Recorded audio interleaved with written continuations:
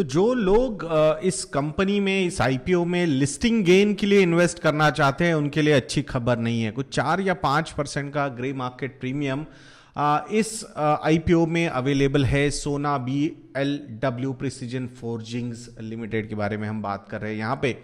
सो आइए दोस्तों, जिनको डिटेल में यहाँ पे जानकारी लेनी है इस आईपीओ के बारे में, उनके लिए एक एनालिसिस मैं आप लोगों के सामने 5 पॉइंट एनालिसिस प्रेजेंट करने वाला हूं, जिसमें आईपीओ डिटेल्स के बारे में बात करेंगे, company overview, financial performance, peer comparison and valuation. ये 5 पैरामीटर हम यहाँ पे इंक्लूड करने वाले हैं। सो 5,550 करोड़ रुपीस का ये आईपीओ है, 5,550 करोड़ रुपीस, जिसमें सिर्फ 300 करोड़ रुपए का फ्रेश इशू है और 5,250 करोड़ रुपीस का ऑफर फॉर सेल है। सो यहां पे एक प्राइवेट इक्विटी इन्वेस्टर इसमें से अपने पैसे निकाल रहा है। प्रमोटर्स 1 पैसे का स्टॉक यहां पे ऑफर फॉर सेल में नहीं बेच रहे, that's a positive sign.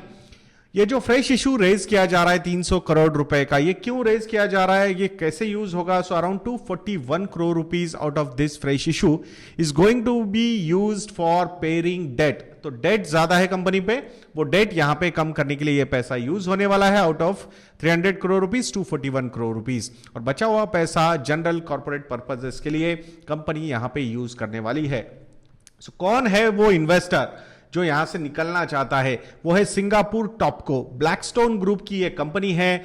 Pre IPO 66.28% hold करती थी, उसमें से आधा परसेंटेज वो निकाल रहे हैं, और अल्टीमेटली आफ्टर आईपीओ 33.14% का स्टेक ये कंपनी होल्ड करेगी। और जो प्रमोटर ग्रुप है सोना ऑटोकॉम्प होल्डिंग प्राइवेट लिमिटेड 33.72% का अपना होल्डिंग यहां पे रखने वाला है। वहां से उस प्रमोटर से कोई भी पैसा यहां पे निकाला नहीं जा रहा है। So that's a positive, that's what I feel. IPO details 5,550 crore रुपए का आईपीओ है। प्राइस बैंड 285 to 291, 10 रुपए पर इक्विटी शेयर फेस वैल्यू है। 14th ऑफ जून से 16th ऑफ जून ये ओपन रहने वाला है। इसमें एक इंटरेस्टिंग चीज ये है, इन्वेस्टर कोटाज अगर हम देखेंगे तो क्वालिफाइड इंस्टीट्यूशनल बायर्स के पास 75% का कोटा है, नॉन इंस्टीट्यूशनल इन्वेस्टर्स यानी कि एचएनआईज के पास 15% है, रिटेल के पास सिर्फ 10% का कोटा यहां पे होने वाला है। सोना बीएलडब्ल्यू प्रिसीजन फोर्जिंग्स कंपनी का अगर ओवरव्यू हम देखते हैं तो ये कंपनी 1995 में इनकॉर्पोरेट हुई थी, joint venture with Mitsubishi metal corporation limited. 2016 में ये जो एग्रीमेंट था ये ओवर हो गया, टर्मिनेट हो गया ऑफ टेक्निकल नो हाउ, मतलब जो यूज लिया था उन्होंने मित्सुबिशी से, तो वो खत्म हो चुका है। Now, Sona Comstar is one of India's leading automotive technology companies. Sona Comstar ये एक brand name है अभी. The company is engaged in designing, manufacturing and supplying both electrical and non-electrical powertrain for the automobile sector. इसका एक अच्छा analysis हम आगे present करने वाले हैं, जो रेवेन्यू ब्रेकअप जहां पे होगा, तो आई थिंक बहुत सारी इंटरेस्टिंग चीजें आप लोगों को पता चलने वाली है। This particular company is among the top 10 global differential bevel gear suppliers. Global and domestic positioning काफी अच्छी है कंपनी की यहाँ पे। This is also among the top 10 global starter motor suppliers for passenger vehicles. वैसे देखा जाएगा तो it is largest manufacturer of differential gears for passenger vehicles, commercial vehicles and even tractors also majorly in India. The company has increased focus on electric vehicles. 14% का revenue share है अभी electric vehicles का, जो उनका focus है वहां से, उसके बारे में बात करेंगे जब रेवेन्यू कंट्रीब्यूशन की बात करेंगे। तो इनके जो की कस्टमर्स है ओईएम यानी कि ओरिजिनल इक्विपमेंट मैन्युफैक्चरर्स है, उसमें north American passenger vehicle and commercial vehicles भी आते हैं। अशोक लीलैंड आता है, डेमलर आता है, एस्कॉट्स आता है, महिंद्रा एंड महिंद्रा आता है, महिंद्रा इलेक्ट्रिक आता है, मारुति सुजुकी आता है, रेनो आता है, Nissan, Volvo and Volvo Eicher भी इसके कस्टमर है। अब इंटरेस्टिंग चीज है, एक आपका मार्केट शेयर के हिसाब से लीडर है मारुति सुजुकी, जिसने अभी तक बहुत ज्यादा फोकस नहीं किया इलेक्ट्रिक व्हीकल्स पे, but I am not I से कि जल्द ही शायद वहां पे बहुत सारी अनाउंसमेंट आ सकती है। उसका ये I think they are also contributing to this particular market leader, so I think that is going to play an important role in future. Company के पास 9 मैन्युफैक्चरिंग एंड असेंबली फैसिलिटीज़ है, जिसमें से 6 है इंडिया में और 3 है, एक चाइना में है, एक मेक्सिको में है और एक यूनाइटेड स्टेट्स ऑफ अमेरिका यानी कि यूएसए में है। सो वैसे देखा जाएगा तो अभी तो इंडिया में सबसे ज़्यादा डिपेंडेंसी है, but I think global exports पे भी काफ़ी अच्छा कंपनी का पोजीशनिंग नज़र आता है। कैसे? क्योंकि अगर market share, global market share की बात हम करेंगे एज ऑफ 2020, तो सोना कॉमस्टर का बैटरी इलेक्ट्रिक व्हीकल्स में डिफरेंशियल असेंबलीज में 8.7% का मार्केट शेयर है। कितना? 8.7%। आई think this is a big number looking at the opportunity आने वाले समय में।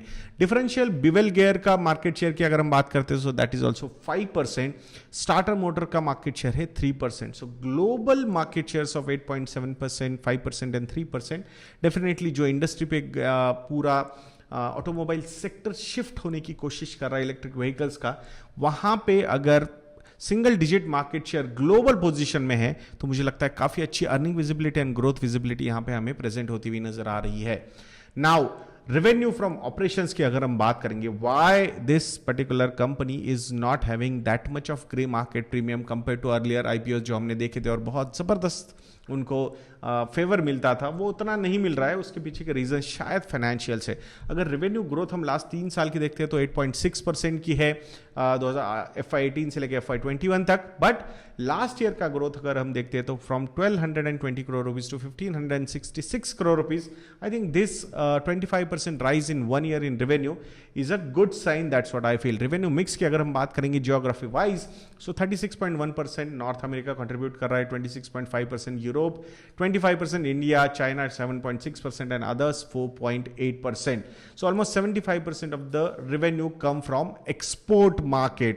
So this is a big play मुझे ऐसा लगता है, क्योंकि जो इलेक्ट्रिक व्हीकल्स का शिफ्ट है इंडिया में थोड़ा सा लेट होगा compare to the developed world. So this is presenting a big opportunity to the company. Now अगर द मोस्ट पॉजिटिव पॉइंट है, ये ध्यान से सुनिएगा, this is the most important slide, that's what I feel. FY19 में battery electric vehicles की अगर हम बात करते हैं, सो उसका कंट्रीब्यूशन कितना था रेवेन्यू में? It was 1.3% and now it is at 13.8% of the total revenue mix की अगर हम बात करते हैं, तो एक अच्छा खासा जंप यहां पे नजर आता है. इवन अगर हम हाइब्रिड मार्केट की बात करेंगे तो 17% से 26.7% का रेवेन्यू कंट्रीब्यूशन बढ़ा है from FY19 to FY21. So rising share of electrified powertrains in last 2 years, I think this is a big positive for the company, and this shows the growth opportunities and visibility also of earnings. So that's a big positive. जो traditional businesses है, conventional powertrains है, जिसमें power source neutral and IC engine dependency आती है, वो particular percentages have gone down from 34.7% to 25.1% IC engine dependency, and power source neutral की अगर हम बात करेंगे तो from 47% to 34.4%. So conventional powertrains का जो बिजनेस है वो यहां पे कम हो रहा है रेवेन्यू पॉइंट ऑफ व्यू से, बट जो राइज है, जो इमर्जिंग सेक्टर है इलेक्ट्रिक व्हीकल्स का, आई थिंक वहां पे मार्केट शेयर बढ़ना एंड रेवेन्यू बढ़ना, that's a big positive I feel.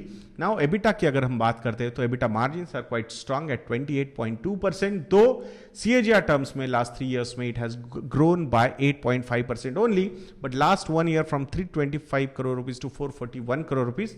I think मुझे अच्छा लग रहा है ये नंबर ऊपर जाना, and margins are also quite strong. EBITDA margins are at 28.2% and the consistency is there since last so many years, so there is nothing negative on that particular front. Another problem for low I think response in gray market is the CAGR in net profit. So last 3 साल का CAGR है hardly 7.7% का. Last year तो margins भी थोड़े से decrease हुए from 18.2% to 13.7% profit after tax margins की हम बात कर रहे हैं. So these particular numbers are not that encouraging. So we hope there should be a turnaround story with increased margins and well managed return ratios. अब ROE और ROC की अगर हम बात करेंगे, सो आरओई का परसेंटेज है 36.4% एंड आरओसी का परसेंटेज है 34.8%। Though from 40% the ROC number went down to 29%, majorly because इनकी जो डेट थी वो बहुत ज्यादा बढ़ गई थी। FY19 में 146 करोड़ रुपीस की बोरोइंग्स थे, FY20 में 307 करोड़ रुपीस और FY21 में 366 करोड़ रुपीस। तो ये जो 300 करोड़ रुपए का फ्रेश इशू ये रेज करने वाले हैं, उसमें से 241 crore rupees they are going to use to pay this particular debt. So automatically that debt will come down to 120 crore rupees. So I think that is quite manageable. There should not be any problem and the return ratio should improve now on from this particular year.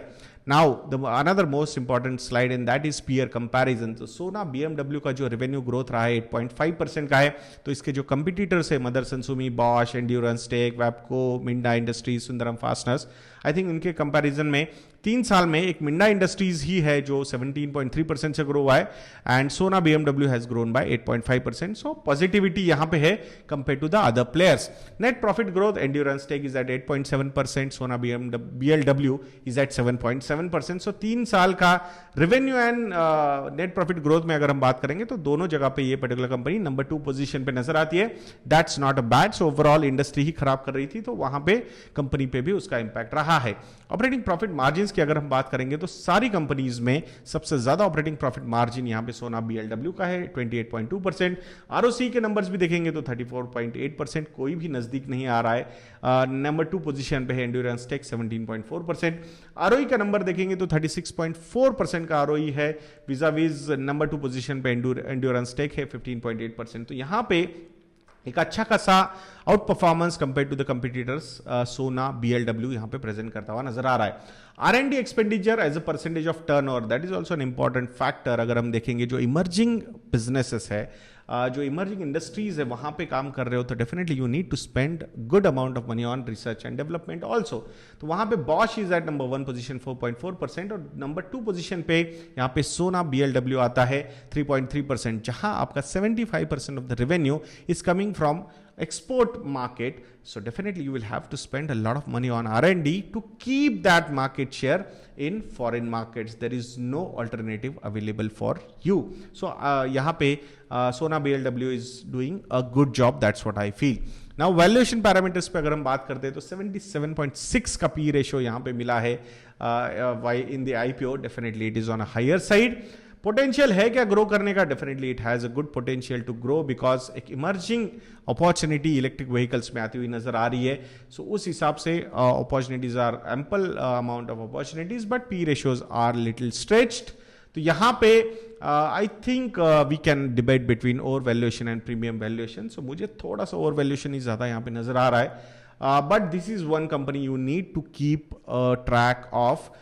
Definitely a good future is there because of the electric vehicle and the export market the company has. और electric vehicles में जो early mover advantage foreign markets, developed markets ने लिया है तो उसका एक benefit इस कंपनी को भी यहाँ पे मिलता हुआ नजर आ रहा है. तो मैं आशा करता हूँ कि ये वीडियो आपको अच्छा लगा होगा. अगर दोस्तों आप लोगों को लगता है कि हम अच्छा काम कर रहे हैं तो प्लीज़ विजिट investindia.in और वहाँ जाके आप हमारे रेडीमेड पोर्टफोलियोज को सब्सक्राइब कर सकते हो. सत्संग ये प्रोमो कोड भी एक्टिव है, सत्संग ये प्रोमो कोड यूज कीजिए एंड 30% प्लस का डिस्काउंट आपको हमारे रिसर्च प्रोडक्ट्स पे मिलेगा. वहाँ पे रेडीमेड पोर्टफोलियोज है, स्टॉकोमीटर प्लस है, MF है, तो जरूर investindia.in को विजिट करिएगा. दोस्तों नेक्स्ट वीडियो में मिलते हैं. जय हिंद.